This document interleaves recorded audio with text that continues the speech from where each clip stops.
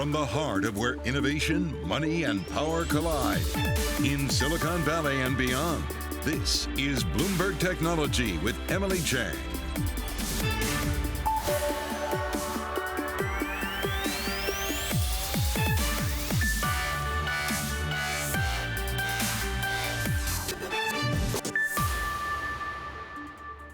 I'm Emily Chang in San Francisco, and this is Bloomberg Technology. Coming up in the next hour, Instagram taking a pause on its kids site after continuing concerns about the platform's impact on teens and children. But parent company Facebook isn't abandoning the idea completely.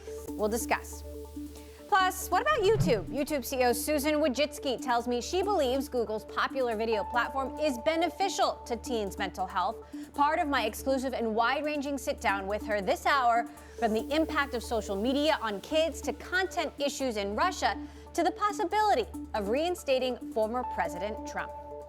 And text messages tell all. We're getting an inside look at the relationship between Elizabeth Holmes and her ex-business partner and ex-boyfriend, Sunny Balwani. We'll bring you an update on the trial of the Theranos founder as she faces 20 years in prison.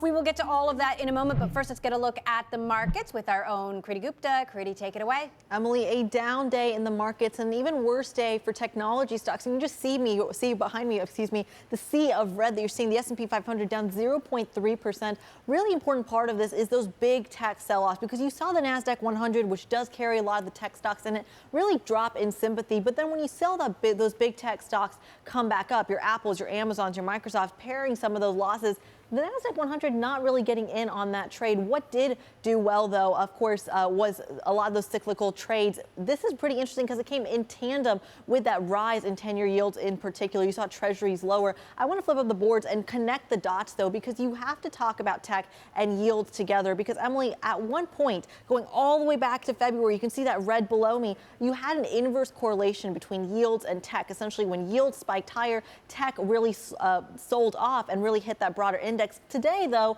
a much more positive correlation. So why are you seeing yields higher, tech lower? Emily, it has everything to do with rebalancing, month-end rebalancing, quarter-end rebalancing, taking some of that money out of tech completely and reallocating to what didn't do so well, those cyclical stocks, and of course pulling some money out of treasuries as well, which brings me to some of those subsectors that we really have to look at when it comes to that tech trade. I mentioned tech broadly is underperforming today, so you did see the semiconductors NASDAQ biotech index in on that trade. What did better, though, what outperformed, Emily, was Chinese ADRs, U.S.-listed Chinese stocks that have been under pressure for so long. Today, they really stole the cake, Emily.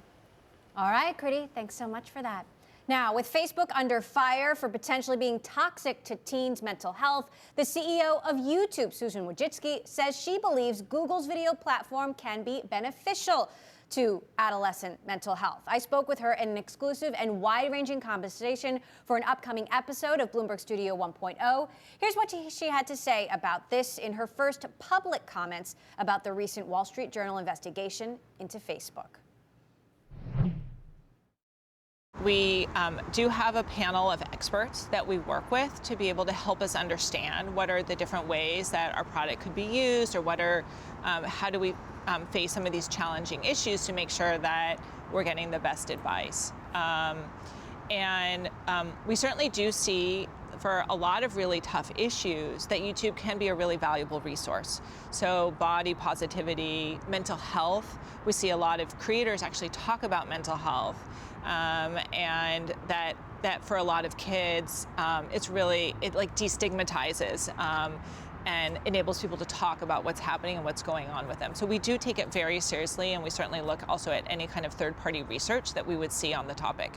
The potential long-term impacts of YouTube on teens and on children, whether it is toxic or whether it's addictive, is that something that you wonder about? Is that something that you struggle with, not just as a CEO, but as a mom?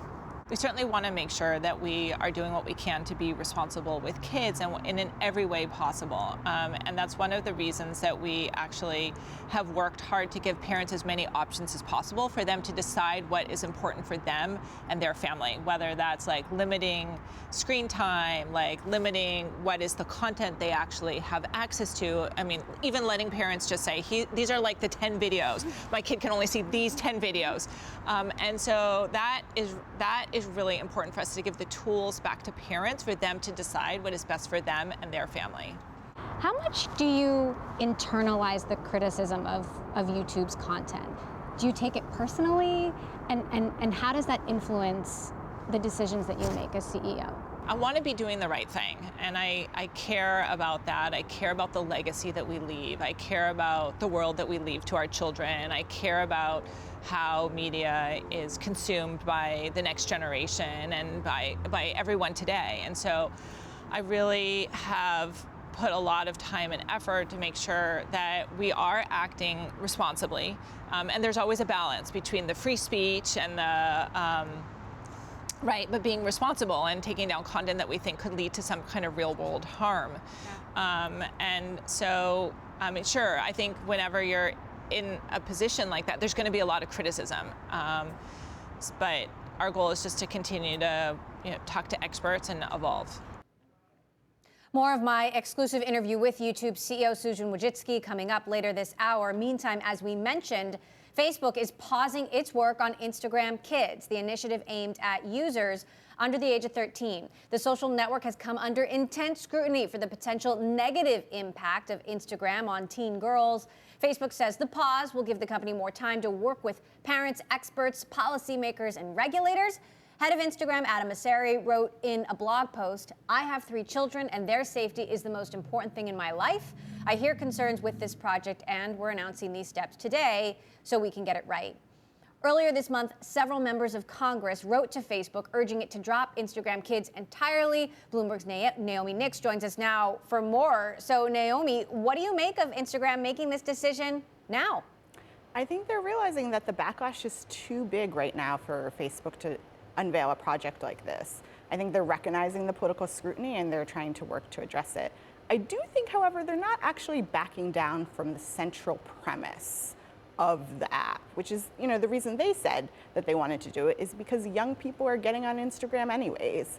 And, Facebook might as well give them a safer product. And so they're just recognizing that they're going to have to sell this product a little bit more before they can actually launch it. I asked Adam Mosseri about this a couple of months ago and said, why shouldn't Instagram for Kids terrify me as a parent? And he kind of doubled down there. Take a listen to what he had to say. We knew we were going to get a lot of scrutiny over this and a lot of criticism, but fundamentally, it's just the right thing to do in our opinion. And so we're pushing forward and trying to figure out how to build a version of Instagram for kids that is safe, that deeply empowers parents so that they can have oversight and control over their children's experiences and keep them safe. Now, in his blog post today, where he said, actually, we're going to be backing away from this for a moment just to make sure that we do get it right, he mentions YouTube for Kids. What's the difference between an Instagram for Kids and a YouTube for Kids? That's a really good question. I think part of what's come out in the reporting from the Wall Street Journal is that there's definitely a significant number of kids who feel like scrolling through the camera-ready photos and Instagram makes them feel worse about themselves, particularly teen girls struggling to be confident about their appearance and their bodies. And YouTube, there is definitely problematic content on YouTube and misinformation, but it's not a platform that's sort of as geared towards celebrities posting their seemingly perfect lives and promoting that kind of digital popularity contest in the same way that Instagram is. And I think that's one of the biggest issues.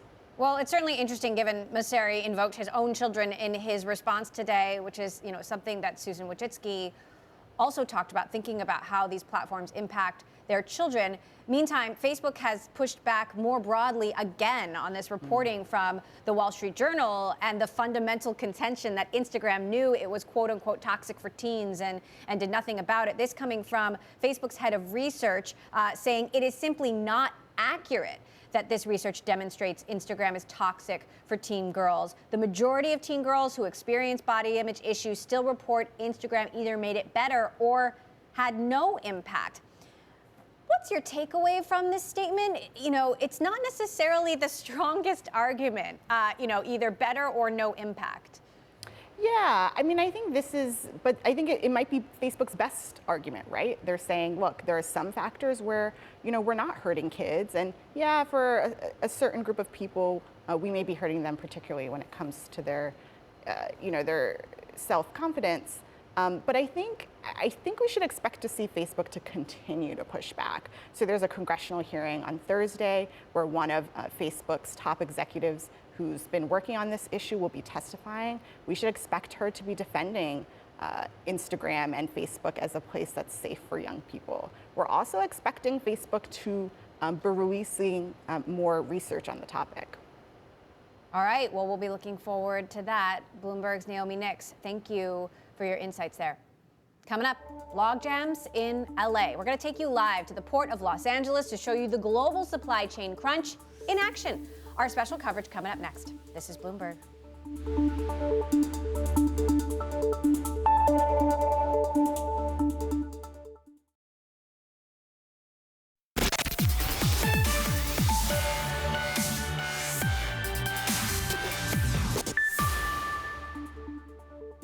In developing news, Bloomberg has learned that Treasury Secretary Janet Yellen has declined to return calls from the beleaguered head of the International Monetary Fund, Kristalina Georgieva. This indicates that the Biden administration's withholding of support for her goes beyond some of the public statements that it's made recently. Georgieva was accused earlier this month of improperly intervening in a World Bank report in her prior job there. And she's made attempts to speak with Yellen, apparently, but has failed to get through. This, according to our Bloomberg News sources. Meantime, the pandemic has thrown the world of logistics and shipping into a tailspin, spurring lengthy delivery delays and shortages. It's putting increased pressure on transportation hubs, including ports like the Port of Los Angeles. This is the nation's biggest gateway to Asia, and it is grappling with record backlogs. It's also where we find our own Ed Ludlow, who's been reporting on the situation there, and Ed joins us now. So give us the situation, Ed, from the Port of LA. Just how bad is this shipping crisis? It's as worse as it's ever been, Emily. There are more than 60 container ships in the San Pedro Bay over my shoulder at anchor. They're waiting for a berth here in the port. They can't get in. And the more alarming statistic is that they're waiting on average 9.5 days to be able to enter the port. And when they do, as you can see behind me, they're staying there for some time. The problem is simply they can't get the containers off the ships fast enough and put them back on. There are multiple reasons for that. A labor shortage among truck drivers. There are also bottlenecks downstream. America does not have the most up-to-date rail system, but LA in particular has a massive backlog at its rail terminal because that is the gateway to the rest of the country. And as you say, 40% of the country's container imports come in through the Port of Los Angeles. And this isn't just a U.S. story, right? I mean, this is a global story that's having ripple effects around the world. Yeah, and a big part of it is the point of origin, which is China. 7 out of 10 of the world's biggest ports are in mainland China. And simply what we're seeing from policymakers is that they will not hesitate to shut down those ports completely if they're concerned about the spread of the Delta variant. They've done it in some of the biggest ports today, and that just causes a backlog or delay in those items coming. At the same time, there's a demand question, right? You have big e-commerce giants ramping up and restocking ahead of a busy holiday season because they don't want to be left in a situation where the shelves are empty, so they're proactively trying to get as much product into the country as they can, and that's putting an already strained supply chain under more duress. All right, Ed Ludlow at the Port of LA. We'll keep watching your reporting. For more on the supply chain crunch, we are joined now by Laura Behrens-Wu, CEO of Shippo, which makes software that helps simplify the logistics process for e-commerce companies. Laura, great to have you back here on the show. How would you describe the shipping crisis, quote unquote, right now, and just how much worse it can get? Yeah, thanks for having me again today, Emily. So we work with e-commerce businesses in the US that ship their products from their warehouses to the end customers. And our e-commerce businesses, they're affected by what Ed was talking about because they can't get enough inventory into the country right now. And then when they're shipping from their warehouses to the end customers, they're having other trouble along the lines of like shipping providers are at capacity and the existing shipping providers can't really keep up with e-commerce demands. So we're seeing delays, especially ahead of time with the seasonality coming up. And what we've been doing, or what we've been advising our customers, is to make sure that they have backup plans, that they have access to multiple different shipping providers, not just a single provider, that they're able to connect to as many different shipping providers as possible to be able to still reach their customers on time. Now, anecdotally, obviously, things are late, things are unavailable, things arrive and they're damaged. How are you expecting this to play out this holiday season? I mean, will these kinks work themselves out before the end of the year or not? I think this holiday season, we're expecting all of the shipping providers to be completely at capacity. And we're expecting our customers to be using more shipping providers than before to be able to reach their end customers. So we're really seeing our customers make use of our multi-carrier solution. And then we're also expecting our customers to try to ship out their products earlier than before. And I think that is actually a great strategy. The sooner you can ship out your products, the more time you have for the items to arrive ahead of Christmas. So we're probably expecting our customers to have like holiday sales and like earlier than normally, and for our customers to make sure that their customers are buying way ahead of time. Meantime, on another note, you've got 80,000 green cards set to expire on September 30th in the United States. I know that you have navigated this process as a non-U.S. founder, and I'm curious what your thoughts are on this, given how many tech workers this impacts, and what you think the Biden administration should do about this. Yeah, great question. So I'm in the U.S. As a German founder, and I think it's been like I'm able to be here because I have a visa, and it's been really key for like other foreign founders that I know to be able to get access to a visa as easily as possible. And we have a ton of team members in the company who are also green card holders who had to leave the country, or some are in the green card process. They had to leave the country recently. It's a tough situation. I think for the U.S. to remain like a key technology hub, like these kinds of immigration policies, they have to be in favor of knowledge immigrants from all around the world. All right, Laura Behrens-Wu, thank you for giving us a look on the broader shipping industry, what's happening. Appreciate you stopping by. And coming up, more of my exclusive interview with YouTube CEO Susan Wojcicki, a status update on unbanning President Trump and her response to accusations the online video platform is censoring its content in Russia. That's next. Plus, we've got another busy week ahead. On Tuesday, Amazon will announce a slew of new devices and products at an all-virtual event. Also Tuesday, memory chip maker Micron will report for fourth quarter results. And Friday, the Disney World theme park in Florida celebrates its 50th anniversary. This is Bloomberg.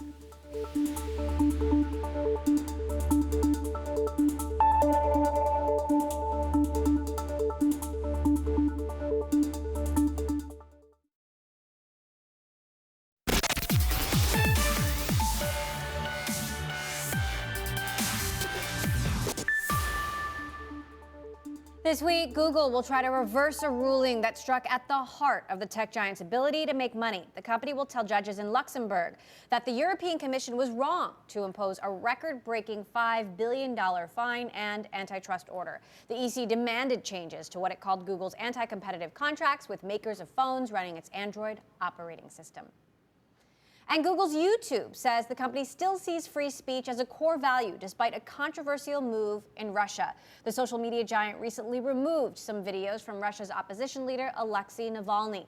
CEO Susan Wojcicki hasn't said whether the move came in response to a specific request from Moscow, but it did spark widespread criticism of the company caving to Kremlin demands. Here's more of my exclusive interview with YouTube CEO Susan Wojcicki now. One of the things that is important to us at YouTube is the fact that we do enable so many voices and that we do enable people to express themselves and really celebrate the freedom of speech.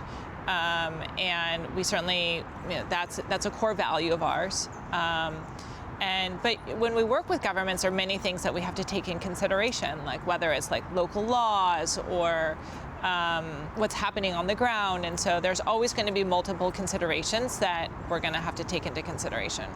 Navalny said that YouTube deleted a video, one of his videos. Was that at the request of the Russian government? I mean, we certainly get requests from governments, and we look and consider why are we getting the request, what's actually happening on the ground, and based on a whole bunch of different factors, we make a decision. So we don't always, those are not always requests that make sense for us to honor, but in certain cases, we will honor them in that country. Would Google ever leave Russia like it left China? I think we really want to make sure that we're working and serving audiences as much as we possibly can. And if it comes to a point where there's an issue with the government, we'll do our best always to work that out. If it turns out we can't, but I'm hopeful that we'll continue to always work out what we can. We've seen Mark Zuckerberg, we've seen Jack Dorsey now testify before Congress multiple times, and I've heard it said that YouTube is getting a pass. Do you think you should be up there testifying? Well, I think we do get a lot of scrutiny. I feel like there's a lot of scrutiny, and because YouTube is part of Google, Sundar has testified a number of different times and answered many different questions on YouTube. So I do believe there's a certain amount of scrutiny, and if I were ever asked to testify, I certainly would go and testify as well. How often are you meeting with lawmakers, or have you met with lawmakers personally? We meet with lawmakers very regularly across the globe. There's a lot of regulation in all countries of the world around technology, and we want to make sure that they hear our point of views. We understand this is an important area that deserves a lot of scrutiny, but we want to make sure that we are having conversations about what's the best way to make that happen. What I do worry about are unintended consequences. So there may be regulation that is well-intended, but actually then has a really negative impact on our ability to innovate, our ability to create jobs and valuable services and content, and that's what I worry about. So what would you propose? Mark Zuckerberg says he welcomes regulation. Is that your position, or is it something else? Well, I recognize that there will be regulation because of the size and the significance, but we've also seen that in a number of different cases, there's laws that are proposed, and they actually would have a lot of unintended consequences. And so in those cases, we've worked really hard to communicate with government what those unintended consequences are to try to make sure that we preserve the good part, but remove what is potentially problematic. More of my exclusive interview with YouTube CEO Susan Wojcicki later this hour, including her thoughts on whether President Trump will be reinstated on the platform. Coming up, putting the iPhone 13 to the test, our very own Mark Gurman shares his first impressions of the new Apple device in this week's Power On. And as we head to break, take a look at the South Korean entertainment company Bucket Studio. Shares up more than 70% over the last 3 days. The company holding a stake in the agency that represents the lead actor of the new Netflix hit Squid Games, and investors want a piece of the success. More after this quick break. This is Bloomberg.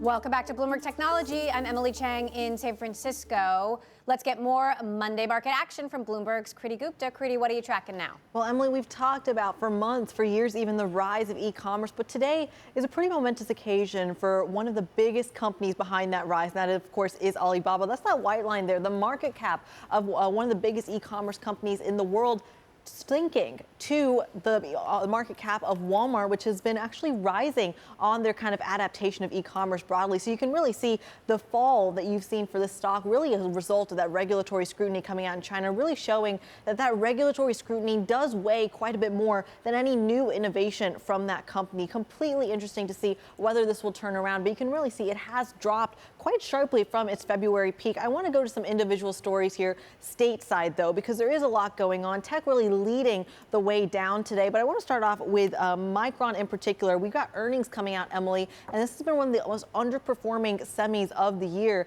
Today, though, actually in positive territory by a really big margin, 1.5%. Analysts expecting that they will actually signal some major strong demand in their earnings report tomorrow. Then you also have Netflix ending flat on the day, but earlier leading the drop in the session. A lot had to do with their global fan event. You had Bank of America saying they had few new announcements, not enough for their taste. Emily, I'm really waiting for quite a few shows to give me their update. So you can really see I'm on Bank of America side on that one. Lastly, Microsoft and Amazon, a lot of that had to do with technicals. Microsoft dropping below its 50-day moving average, ending the session right smack on that technical level. And Amazon cut at Morgan Stanley. This, of course, saying that they are going to be facing pressure under rising headcount and rising wages. Not the best thing you want to hear from a company. Let's end it with what to watch for the rest of the week. And that, of course, is the bond market, the 10-year yield. It's this spike at the edge of the chart that has some investors worried. Whether or not that translates to tech, that's what we'll have our eye on, Emily. All right, Kriti, thanks much for that update. Now, more of my exclusive and wide-ranging sit-down with YouTube CEO Susan Wojcicki. In January of this year, the world's biggest video platform suspended former President Donald Trump from posting indefinitely. The move following the insurrection at the U.S. Capitol. YouTube explained his messages could incite violence. I asked Wojcicki about the thought process behind that decision and what'll happen next. Is something that we see is incredibly important, and we've leaned into in every way we possibly can. And I would say that we, first of all, we treat all public figures and all public leaders the same as we treat any individual. And so meaning that everybody is held to the same standards. And so we definitely held President Trump as we would hold all other presidents and all other elected officials to the same standards that we hold our creators and anyone else on YouTube. But was that difficult for you as the CEO of the company? I mean, that's like a big responsibility. I mean, yeah, it is difficult, but it is very important, and we also are global, so we're dealing with leaders from all over the world, and there were a number of leaders and there continue to be a number of leaders that we that post or that there's content that may be a violation of our policies, but we do hold a consistent standard across everything that we do. YouTube was the last platform to ban Trump, and you have said his channel will be reinstated when an elevated risk of violence has subsided. How and when specifically will you make that decision? Well, we'll make that decision based on a number of different factors, whether that is like events in the news, signals we're seeing from the government, and we'll certainly continue to evaluate that based on a large number of signals that we see. And will he ultimately be reinstated? I mean, we've stated that we will reinstate him when we believe that there is no risk to public safety or no public danger. There's concerns that I think, especially as we get closer to 24, that President Trump is ramping back up again. Does that concern you? I mean, how are you preparing for that? A potential new wave of Trump stuff? Well, I think, we're focused on responsibility across the board, and that has had a number of different steps that we've taken in place in terms of like how we look at our policies, our removals, how we raise up content, how we handle borderline content, how we have monetization. And so our goal would be that our standards that we put in place would apply to all countries, like all politicians, and everyone will be held to the same standards. YouTube CEO Susan Wojcicki there. Coming up, the pandemic's impact on women in the workplace. We're going to be joined by McKinsey's Lorena Yee and co-founder and CEO of Lean In, Rachel Thomas, to get a data-driven picture of how COVID-19 has weighed on women.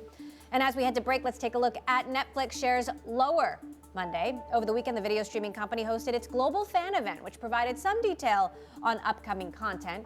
Bank of America wrote that the event had very few new announcements on release dates of upcoming seasons and content in 2022. We'll keep following. This is Bloomberg.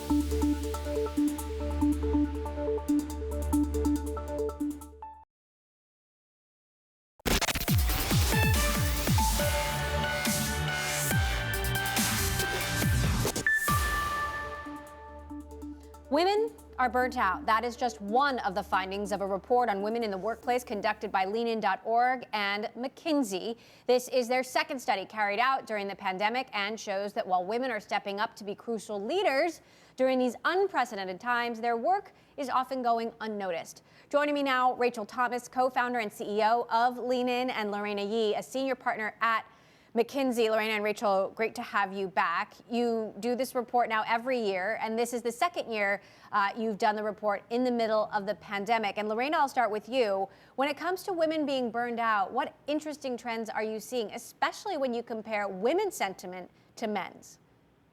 Sure. So the burnout rates are higher and worse. And that's what you're getting at. So women told us that over the last year, 42% of them are experiencing burnout. And that number is higher than men and higher than last year. And the really interesting part of the story is why. And one of the things that's important to realize is that over the course of the last 18 months, women have worked harder in the workplace than men, and they are oftentimes less recognized. So what I mean by harder is that when the workplace disappeared and we had to restitch our ability to work virtually, and we had to figure this out in the midst of the pandemic, women stepped up to the challenge. They were more likely to help their teams figure out boundaries between work and home. They were more likely to provide the emotional support, and they were more likely to help them actually figure out the virtual model. And for all of that, only a quarter of them felt formally recognized in terms of their promotions, in terms of a pay raise, or just even the way they were recognized in a performance review. So by no surprise, of course. Right. One of the main concerns is women backsliding in the pandemic, losing the progress they've made at work and at home. And Rachel, I want to bring you in on this point. Are you seeing that women, as a result of the pandemic, are actually falling behind? So, Emily, that's what's really interesting. You know, we went into this year of disruption, not sure what we would see. And as Lorena said, burnout is absolutely on the rise, and we should be concerned about it. It shows it's a bellwether for the impact that pandemic is having on women and all employees. But the other thing we saw is there are actually small but important gains in the representation of women. During a time of disruption, we're still seeing advancement in the pipeline, and that's encouraging. But underneath that, there remain two very big problems. We still have the broken rung that we've been talking about for years. So women are far less likely to be promoted to manager, that first critical step up into management. And as a result, we really aren't able to make sustained progress because there's too few women to promote into more senior leadership roles. And then the progress mostly overlooks women of color. They continue to lose ground at every step in the pipeline. They lose more ground than white women and more ground than men of color. And so by the time you get to the C-suite, only 1 in 4 C-suite leaders is a woman, and only 1 in 25 is a woman of color. And so this balance of seeing some modest progress in the pipeline, but this continued burnout is something that companies need to be very aware of. As we move to a remote work world, and we know that that's the way the world is going, there's a thought that this could be great for women because it offers them more flexibility. But on the other hand, it can be harder to raise your hand, harder to be noticed when opportunities are coming up. Lorena, what do you see as the potential cons to a remote work world longer term for women? Well, the biggest thing is if companies don't recognize that a remote way of working is something everybody wants. So in our research this year, 90% of both men and women said they would at least like 1 day a week that's remote. So what companies haven't fully done is they haven't stared into what does a remote workplace look like? And that would allow you to start to answer the questions you're looking at, which is what are the new different types of inequities? If I have some people who are remote and some people who are in person, does that mean that the people in person have a leg up? Does that mean that they get more coaching and mentorship? Surely not. And so we have to take a look at how we rewire work. And that may also mean looking at performance reviews. How do we also equip our managers to not just look at the inputs, did you show up, but actually what were your results? And in this year, we saw that corporate results were fantastic. Companies did really well. And so they have to say, who's driving that? And in many cases, that answer is the woman. Companies right now are reformulating policies. They're, going back to the drawing board. And I wonder what the advice is for managers in this moment, Rachel. I mean, I think a lot of people see a report like this and they wonder to themselves, what can I do? What can I do differently? Maybe I'm not the CEO, but I have a team, or I see certain things are happening and I don't know what to do about it. What advice do you have for managers, Rachel, in this moment? Emily, this is such a good question. One of the things we see is managers really feel like they're showing up, many of them. Now, women are doing better, but all managers feel like they're showing up. They say that they're checking in on their team's well-being. They're helping them manage work-life balance, helping them adjust workflow. But if you look at what employees are saying, that's not the case. The numbers drop. And so what I think is happening is managers are asking maybe here or there, but they're not being explicit enough in how they check in. And they're perhaps not doing it with enough consistency. So one example might be, instead of asking, are you burnout or how are you feeling or what's going on this week, get really clear about it. Are you green, yellow, or red when it comes to workflow this week? Or having people rate how they're feeling on a scale of 1 to 10. So you're creating space for the really difficult, really important conversations to have around burnout and well-being. And then you're also able to track some of that over time. So for me, it's really managers continuing to do what they're doing, but doing it with more consistency and doing it in a way that is more explicit. A trend we've been talking about on the show is the Great Resignation, where you are seeing workers, men and women, leave companies in droves because they're taking this moment to reevaluate. Lorena, are you seeing a lot of women in particular resign? And do you think those women will ever come back to the workforce? Well, in the corporate sector, we're seeing more of a pause. I would call it the great reflection. And it is incumbent on companies to decide whether they just want to wait that out or they actually want to interrupt it and make sure women stay. And so we have not seen 1 in 4 women leave the workforce, but we see the burnout, we see the work. And so you have to actually ask, what would you do to retain those women? What would you do to make the return on investment for them to stay more attractive? And one thing is that what the data shows in many examples is that there's a gap between positive intent and action. And I can think of lots of examples, but one is 80% of managers say they want to be allies to women of color. But if you ask a basic question, have you given an opportunity to a woman of color? Less than 20% of them actually do it. And there are many, many examples like this, Emily, and it's really getting at what is the day-to-day experience? And we have to start to bridge that gap between intent and action. Otherwise, women will go to your competitor or they'll start another business. All right. Well, there you are, giving it to us straight. McKinsey's Lorena Yee, Lean In's Rachel Thomas. Again, the new Women in the Workplace report out today. Check it out. Meantime, the largest proxy advisory firm is urging Tesla shareholders to reject 2 board members who are standing for re-election. They are James Murdoch and Elon Musk's younger brother, Kimball Musk. Institutional Shareholder Services is urging their rejection because of what it calls concerns regarding excessive compensation to executive officers and non-executive directors. Coming up, the latest on the trial of Theranos founder Elizabeth Holmes. We're going to get a status report on the not-so-steamy text messages between Holmes and her ex-business partner, Sunny Balwani, plus the evidence of a retired 4-star general. That's next. And Shang-Chi and the Legend of the Ten Rings, done it again. The latest film in the Marvel franchise led the North American box office for a 4th straight weekend. It's now surpassed Black Widow to become the highest domestic earner of the pandemic. This is Bloomberg.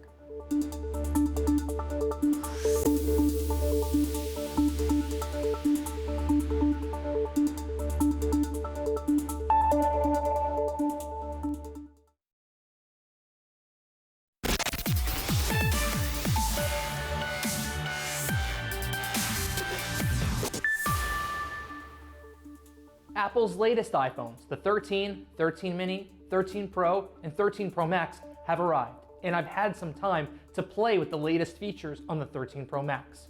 Here are my big takeaways so far. Transferring data over from my iPhone 12 was seamless using the new direct transfer tool over Wi-Fi and Bluetooth rather than an iCloud backup.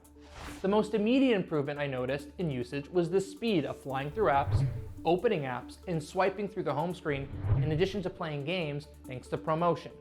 And the smaller size of the display cutout or notch is notable when you compare it to an iPhone 12 or earlier, but I really don't think it changes the user experience at all. The camera system indeed does appear immediately sharper and more capable, and I really like the new photographic styles filters feature. Cinematic mode is cool too, but gimmicky, and I can't help but think that both new camera features could have been added to the iPhone 12 with a software update. But of course, Apple needs to sell the new hardware. One thing you'll immediately notice is that the phone feels heavier. That's probably due to the chunkier battery as well as the upgraded camera lenses. So far, the iPhone 13 is a very nice upgrade for anyone coming from an iPhone 11 or earlier, but I can't really recommend it to anyone with an iPhone 12 at this point, unless you get a seriously good deal from one of the carriers, which have upped their promotions to sell more devices and get more subscribers. I'm Mark Gurman, this is Power On. And don't forget, you can sign up for Mark's weekly Power On newsletter at Bloomberg.com. It's a great read. Let's get an update now on the trial of Elizabeth Holmes. The founder of the failed blood testing startup Theranos is accused of multiple counts of conspiracy and fraud. If she's found guilty, she faces up to 20 years in prison. The prosecution continuing to put forward its case, and among the latest witnesses, former U.S. Secretary of Defense James Mattis, who told the court he admired Elizabeth Holmes and was captivated by her promise to revolutionize blood testing. Bloomberg's Joel Rosenblatt has been in the courtroom for every minute of the testimony. And how revealing was Mattis's testimony in particular, Joel? You know, it was quite revealing. To me, what happened at Theranos remains something of a puzzle. The puzzle has been mostly filled in over the years, but there are missing pieces, and one of those pieces is the board. And James Mattis did a good job of explaining his role, which was deeper than I imagined. He was actually quite involved. And so he explained this one piece in particular where Elizabeth Holmes is accused of, in the indictment, it actually mentions her mentioning that the Theranos blood testing device is used in a military setting, on the field, in combat. James Mattis said just flatly that's not true, and that by the end of his tenure, by the end of his service on the board, he just didn't know what was true anymore at Theranos, and it was devastating testimony really to imagine yourself as a juror and a four-star general here is testifying against the defendant. It was a big day for the prosecution. We're also learning more about the relationship between Elizabeth Holmes and Sunny Balwani, her ex-business partner, her ex-boyfriend, and getting this information from their texts in all their glory. One text, for example, Holmes to Balwani, "You are breeze and desert for me. My water and ocean meant only to be together, Tiger." And he simply responds, "Okay." The next text, "I worked for 6 years, day and night to help you. I'm sad at where you and I are. I thought it would be better. I know you're angry in your way and upset with me for not doing. I'm responsible for everything at Theranos. All have been my decisions, too." What do you make of these exchanges? This is a very interesting exchange, and prosecutors spent a lot of time on a lot of different texts and emails between the two, and at times it seems almost salacious and kind of gossipy, and you just kind of wonder why they're doing it. I think I understand why, and it's a kind of a careful dance that prosecutors have to do in this relationship. So let's just step back for a minute and explain that Sunny Balwani was the president of the company. They were indicted as co-conspirators. They're co-defendants. But let's remember that their trial had to be split because there is some indication that Elizabeth Holmes is going to blame Sunny for what she did. In other words, that she was so controlled by him that she didn't have possession of her own kind of mental faculties in such a way that she could have perpetrated this fraud. So there's a careful dance going on here. Elizabeth Holmes is on trial first, so she's the defendant. Prosecutors have made a real point of explaining the power that she had and the responsibility that she had that makes her culpable. At the same time, they have to intertwine the two of them because they are guarding against this defense that Elizabeth Holmes might throw up. So in other words, if the two of them are operating together, they can't be separated, and she can't blame just him. She can't point the finger at him if they're working so closely together. One more thing I'll add real quickly is that this presents a softer side of Sunny, if I may. There's been a lot of testimony about how difficult he's been, almost tyrannical, almost a tyrannical kind of leadership. And this presents a softer side. I think it makes it more difficult for Elizabeth Holmes to point the finger at somebody who is so difficult and so controlling that she had to do what she had to do, basically. I think that's a harder argument to make if Sunny's like seen as a softer guy who's exchanging, soft words with Elizabeth in these very difficult moments.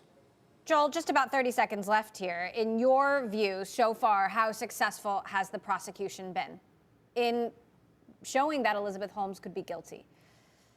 Yeah, I mean, I was always straining to find how she's going to defend herself. All of my best criminal defense sources said that she had a really difficult road ahead of her.